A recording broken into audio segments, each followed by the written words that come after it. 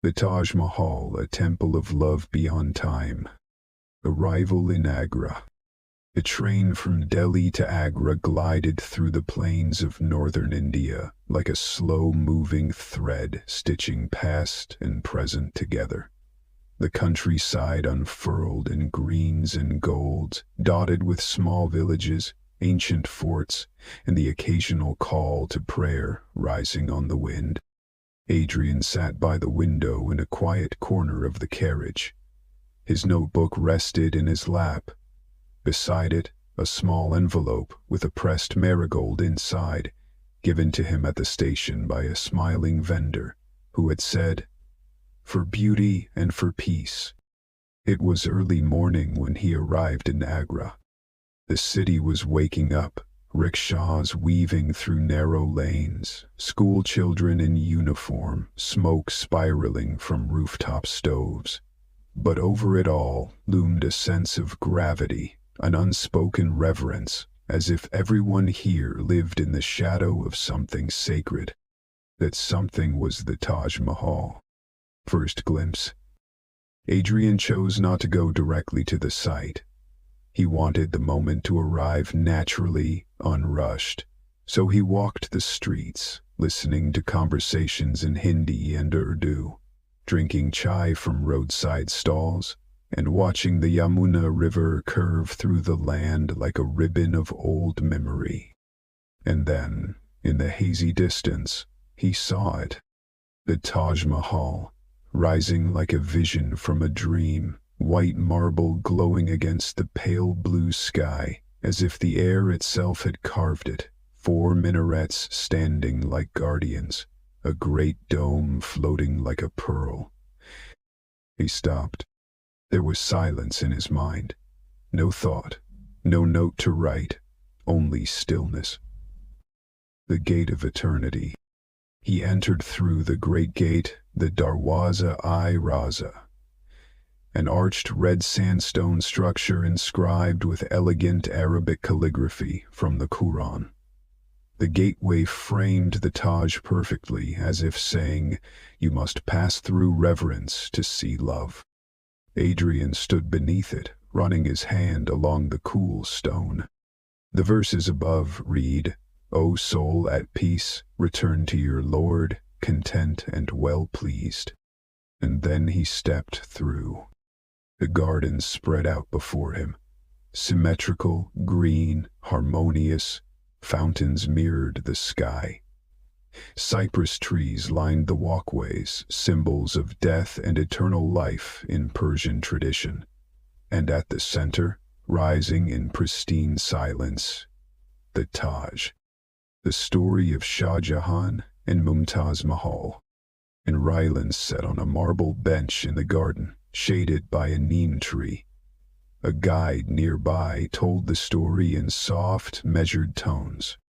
Shah Jahan, emperor of the Mughal Empire, had built this monument for his beloved wife Mumtaz Mahal, who died during childbirth in 1631. Devastated, he vowed to create a tomb unlike any other, a place where love could be made eternal. 22 years of labor.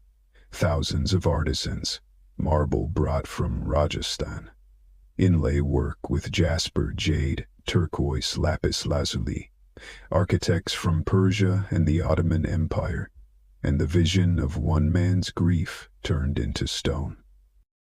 Adrian imagined the emperor standing in this very garden centuries ago, silent with longing. He opened his notebook and wrote, "Love carved not into hearts, but into marble, so that it may never fade." Inside the mausoleum, the air inside the central chamber was cool and hushed. Adrian walked slowly, shoes removed, over the polished marble floor. Sunlight filtered through intricate jali screens, stone lattices that softened every shadow.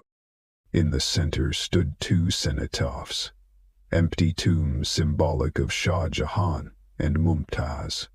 Their actual graves lay in a chamber directly beneath, hidden from view. But even these representations were rich with inlay, floral motifs, Arabic calligraphy, delicate geometry.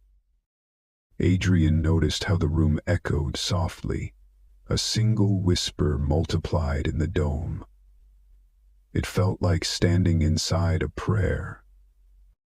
He closed his eyes and listened, not just to the present, but to centuries of breath, of mourning, of devotion, a sacred silence curated by love. Geometry of the divine. Adrian stepped out of the mausoleum and turned back to gaze at the Taj from a distance. The sun was now high in the sky, and the marble no longer glowed pale. It shimmered with a light so intense it seemed to breathe. He thought of its symmetry. Every corner, every pathway, every tree had a twin. The entire structure was built with near-perfect balance, the hallmark of Mughal architecture, blending Persian, Indian, and Islamic influences. This harmony was not mere aesthetics. It was philosophy. It represented divine order, the way heaven might look if imagined in stone. The four-part gardens, or shabrak, symbolized the Quranic paradise: water, greenery, shade, and stillness.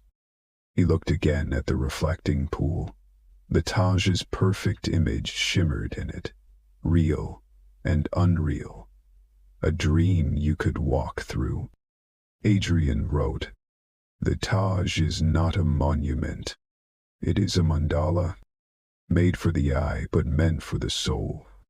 The craftsman's touch. In a nearby courtyard, Adrian met an elderly artisan named Idris, who was demonstrating the ancient technique of pietra dura stone inlay. Small fragments of semi-precious stones, onyx, jasper, carnelian, malachite, were cut into floral shapes and pressed into channels carved into marble. Each piece fit so tightly, no mortar was needed. It was a craft that had been passed down for generations. "My grandfather worked on restorations here," Idris said proudly.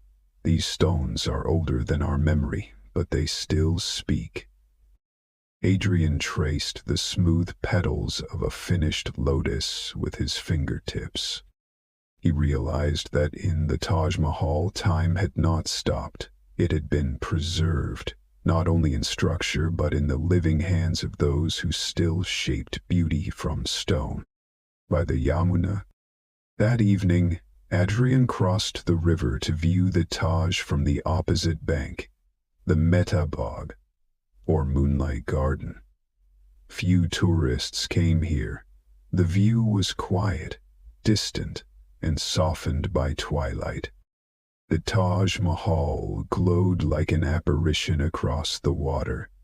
The Yamuna flowed gently, reflecting the last traces of gold from the sky. There was a legend.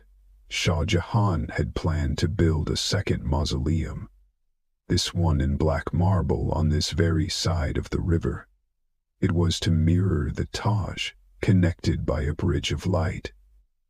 But war, rebellion, and his own imprisonment by his son had halted that dream. Adrian sat beneath a tamarind tree and thought. Perhaps the black Taj was not meant to be. Perhaps the reflection in the water was always the second half. He wrote, "What is mirrored is already enough. Love needs no second monument. It needs only to remain." The night and the dome. Adrian returned to his guest house and slept lightly. Just before dawn, he walked once more to the gates of the Taj. The guards let him in for the sunrise viewing, when the first light turned the marble pink, then golden, then silver again. He stood alone for a while. The great white dome, symbol of heaven, rose before him. Above it, a lotus finial crowned the structure, combining Hindu and Islamic imagery in a final gesture of universality.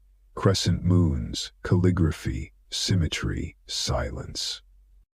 He imagined Mumtaz's voice in the early morning wind. Ah, not a ghost, not a legend, just love still speaking. Farewell to Agra. The next day, Adrian boarded the train again. He looked out the window as the Taj slowly disappeared behind low morning haze. It didn't feel like leaving something behind, but carrying it forward, like a stone set into memory. He opened his notebook one last time, and on the page opposite Petra and Machu Picchu, he wrote a single phrase beneath Taj Mahal. Love is the only thing the dust of time cannot erase. Epilogue. The journey continues. Back at a quiet cafe in Delhi, Adrian unfolded his map again. He placed a dot where the Taj Mahal stood. He now had 3. Machu Picchu, Petra, Agra. 4 more remained. He sipped his chai and looked out the window. The world moved quickly, but he moved slowly now, through stone, memory, and silence. And so the journey went on.